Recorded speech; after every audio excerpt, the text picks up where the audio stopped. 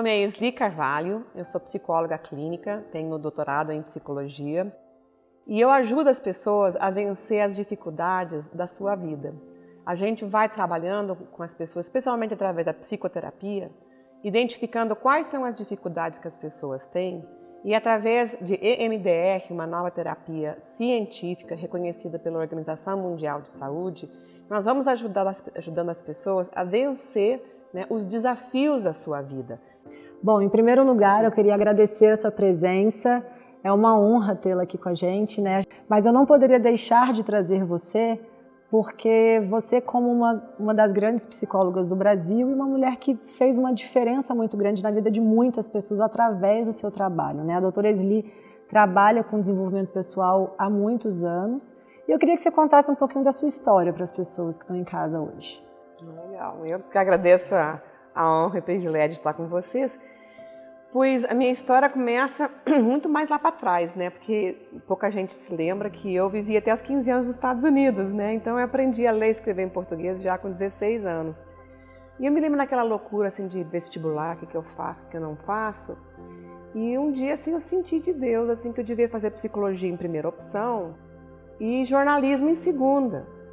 E foi um negócio meio complicado, porque a minha mãe, quando eu tinha uns 16 anos, minha mãe dizia assim, Esli, você devia fazer psicologia. Eu disse, não, eu não vou trabalhar com doido não, mãe. O que mãe sabe quando a gente tem 16 anos? Mãe não sabe nada, né? Disse, não, minha filha, você fica aí aconselhando seus amigos, suas amigas ficam aqui até de madrugada conversando com você, você tem dom. Disse, eu não vou trabalhar com doidos, mãe. Mas minha filha, psicóloga, não trabalha com doido, ajuda as pessoas a resolver os problemas. Aí foi. Agora, quando Deus fala com você, aí ele meio diferente, né? Dizer, opa, então, aí me inscrevi escondidinha na psicologia, no jornalismo, em Porto Alegre. Eu morava nessa época em Porto Alegre, meu pai era gaúcho. E pensei, bom, não vou passar mesmo, né? Então fica fácil. Passei. Passei em psicologia, passei em jornalismo e ainda tive a oportunidade de entrar para o seminário. Quando recém a Igreja Metodista estava aceitando mulheres para a coordenação, era o segundo ano. Eu tive que escolher um pouco, fui para psicologia, fiz também no seminário, durante um ano e meio, e aí eu ouvia. Na faculdade eu escutava assim, você nunca vai prestar como psicóloga, porque você é religiosa, você tem fé. E nessa época, psicólogo tinha que ser ateu, tinha que ser marxista, tinha que ser lá o quê, entendeu? Mas não podia ter fé.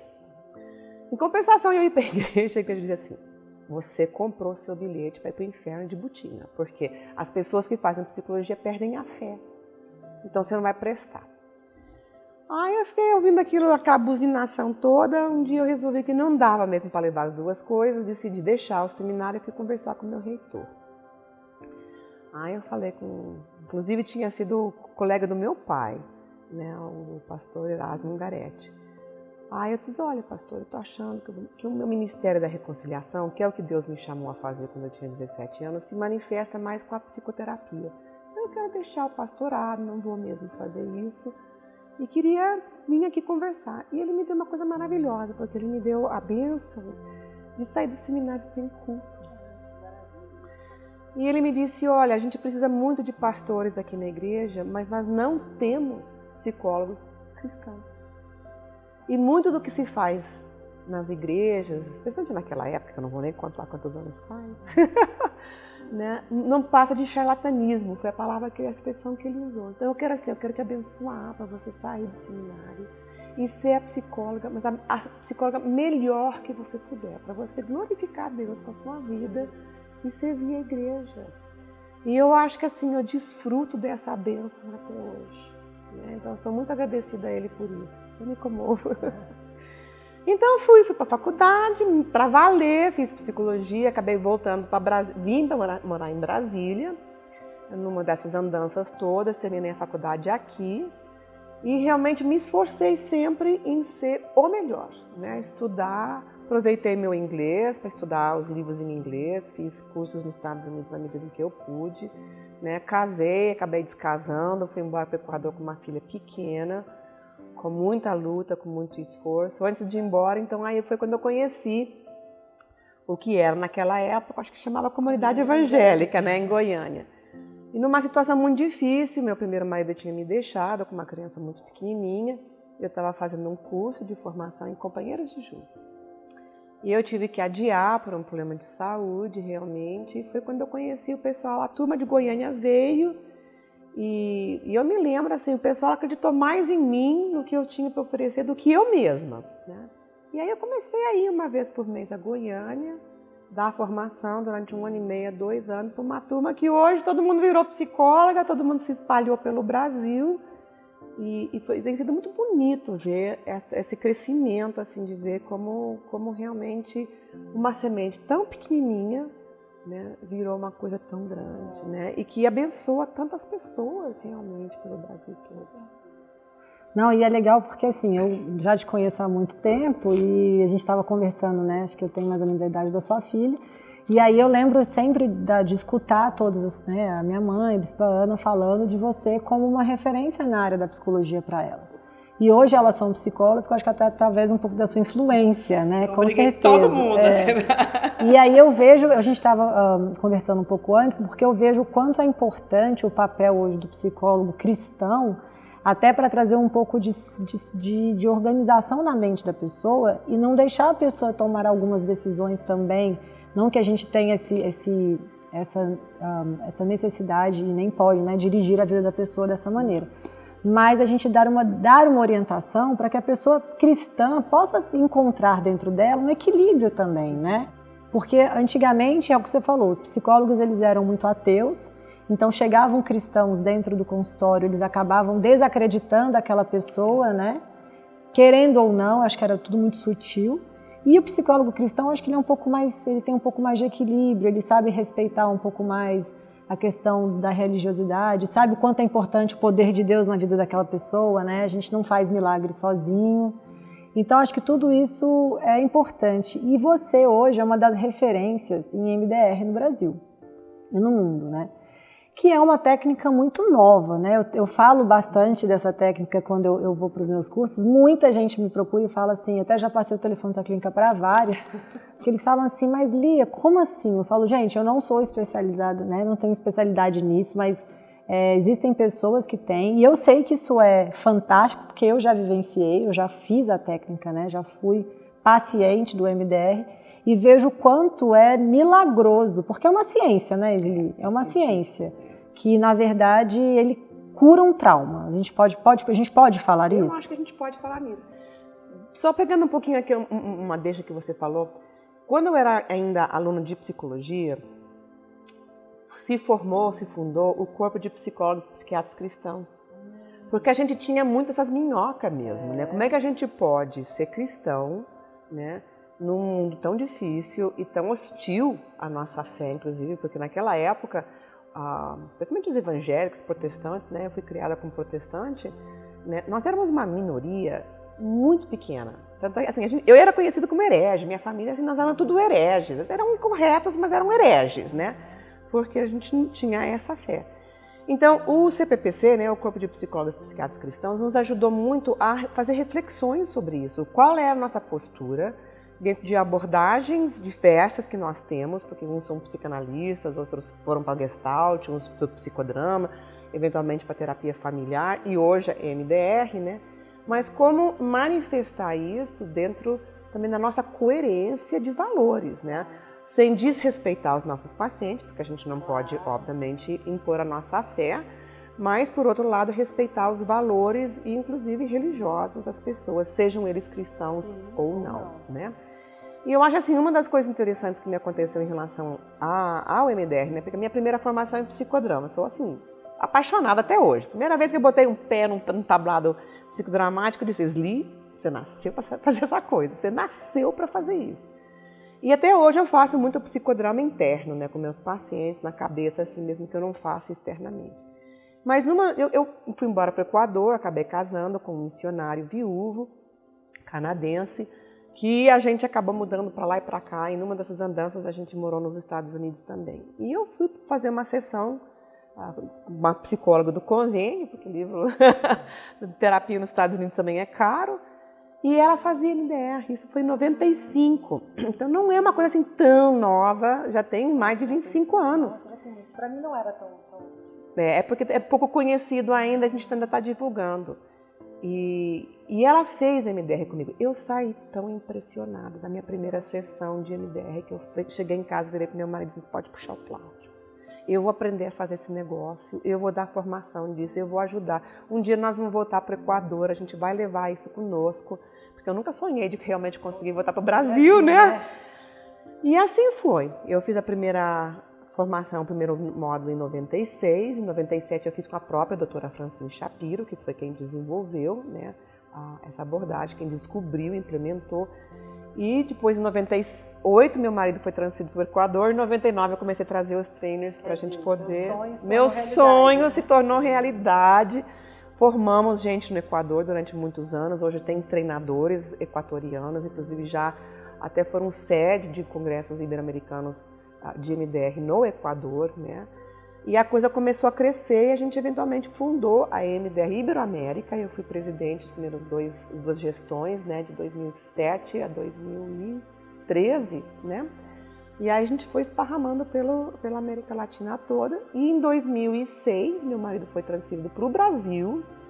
E aqui já se dava a formação em espanhol com uma outra pessoa, mas quem realmente começou a dar formação disso em português fui eu.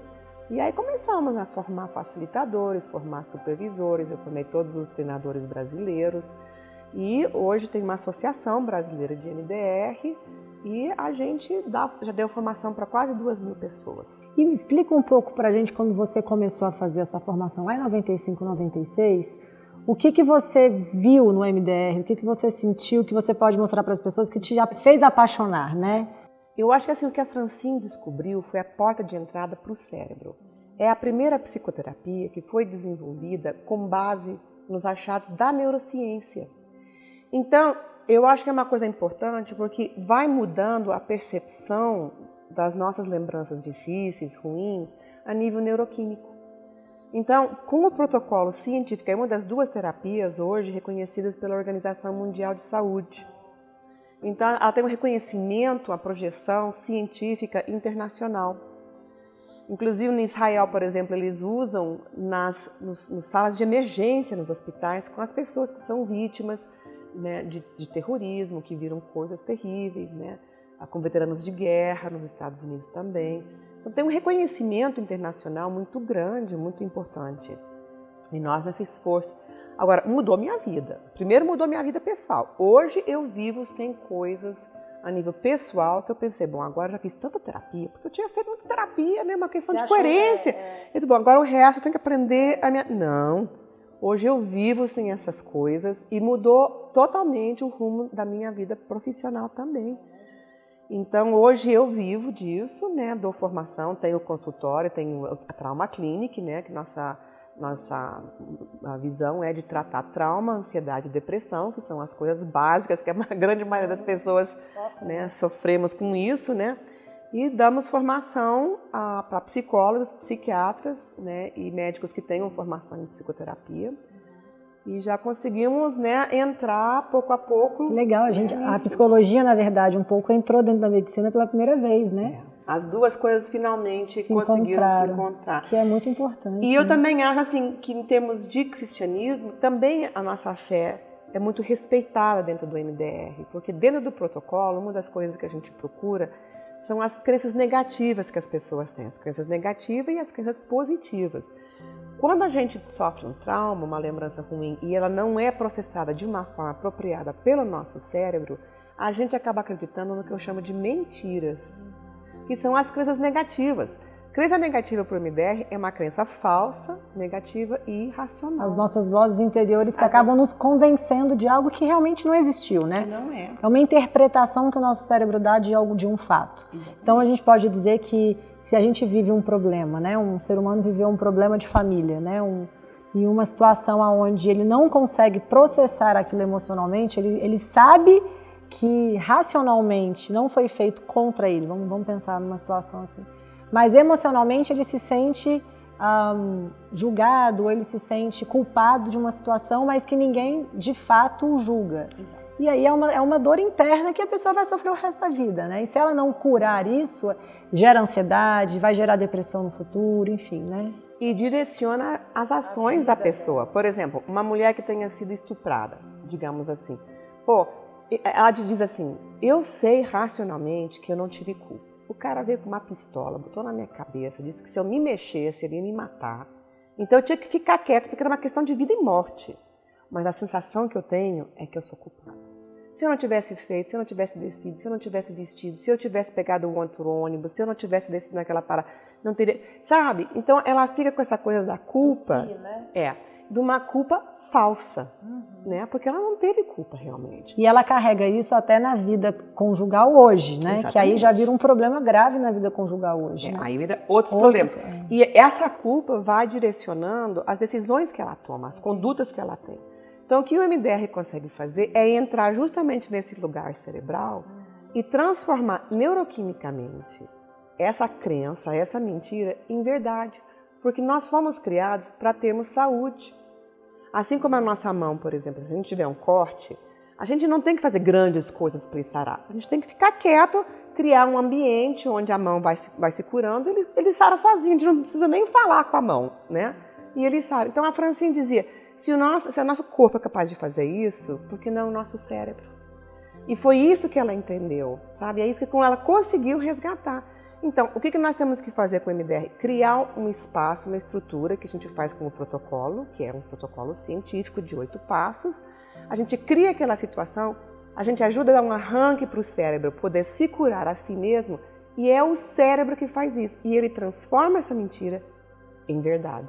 No meu caso, quando eu fiz, eu lembro que quando eu estava vivenciando no momento da sessão, e eu lembro que eu lembrei de uma cena não tão traumática, mas emocionalmente triste para mim, e que toda vez que eu me lembrava daquela situação, eu começava a enxergar que eu tinha outros problemas que vinham daquele dia, né? E a gente não percebe isso no dia a dia, porque a gente não tem tempo para ficar pensando, hoje a gente não tem tempo nem para pensar nos problemas, quanto mais da onde ele surgiu, né? Mas eu me lembro que irracionalmente, não sei se eu posso falar assim, a partir daquele momento, você vivencia situações parecidas com o que você vivenciou no passado, mas a sua atitude é completamente diferente, porque quimicamente o cérebro já manda mensagem dizendo, bom, está acontecendo novamente, você vai agir de maneira diferente? É isso? De certa forma é. Eu acho que assim, quando a gente vive experiências, e quando a gente fala de trauma, a gente tem um conceito muito amplo de trauma. Não é só aquela coisa assim, o acidente de carro em que todo mundo morreu e um sobreviveu. Não. Mesmo essas lembranças pequenas, quando a gente é pequeno, quando a gente é criança, né, o cachorrinho morreu, você viu uma coisa assim, o jeito da sua mãe ou sua professora falar com você ficou marcado para sempre. O cérebro não conseguiu digerir de uma forma apropriada, não conseguiu processar. Porque Deus nos deu um processamento natural que é o sonho. Você lembra que quando a gente sonha, o movimento rápido ocular, que eles chamam em inglês do Rapid Eye Movement Sleep, o sono REM, né?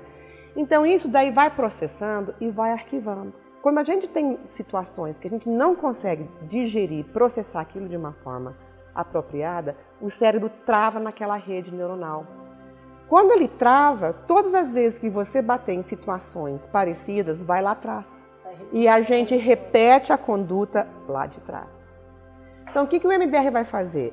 Ele vai te ajudar a achar aquela lembrança, e é muito interessante, assim como os sonhos são esdrúxulos, como o cérebro vai juntando isso é muito interessante, porque a gente vai puxando aquele fio da meada e vê aquelas lembranças todas juntas. É engraçado, porque são coisas que você naturalmente não lembra. Mas naquele momento você lembra de uma cena e dos pequenos detalhes da cena, né? Tudo tá ali. Porque a lembrança difícil, traumática, ela é guardada no cérebro de uma forma diferente. Por exemplo, se eu te perguntar, o que você estava vestida 3 semanas atrás, na hora do almoço de terça-feira, você não vai lembrar, porque não era importante. Mas se perguntar para uma pessoa, o que você estava vestido naquele acidente de carro que a fulana morreu? Te diz com um luxo de detalhe. Por quê? Porque a lembrança traumática é arquivada de uma forma muito diferente no cérebro.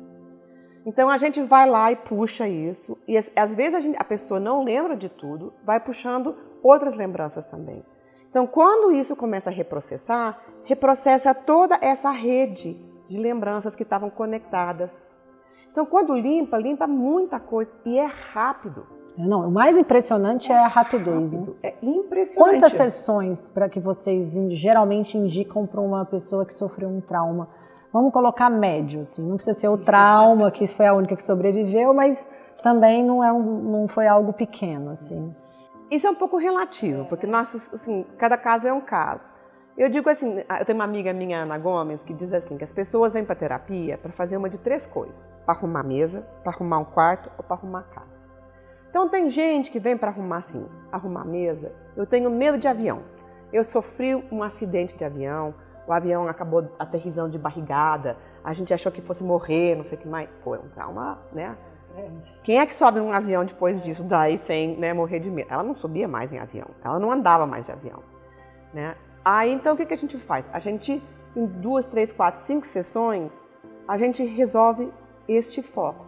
Se tem uma coisa clara, né, uma lembrança traumática, que é a causa, e não está lá atrás, não é uma coisa complexa, às vezes isso em 4, 5, 6 sessões a gente resolve. Arrumou a mesa, como você falou, arrumou a mesa. Agora, tem gente que vem e diz assim, doutora, eu sou concursada, eu tenho meu dinheiro, eu sou independente financeiramente, né? Eu tenho meu apartamento, tenho minhas amizades, mas eu tenho o dedo podre para escolher homem. Nossa, até isso a MDR ajuda. Ah, eu só faço isso, né? Gente, eu trato que tudo com MDR. Então, o que nós vamos fazer? Ela vem para arrumar o quarto.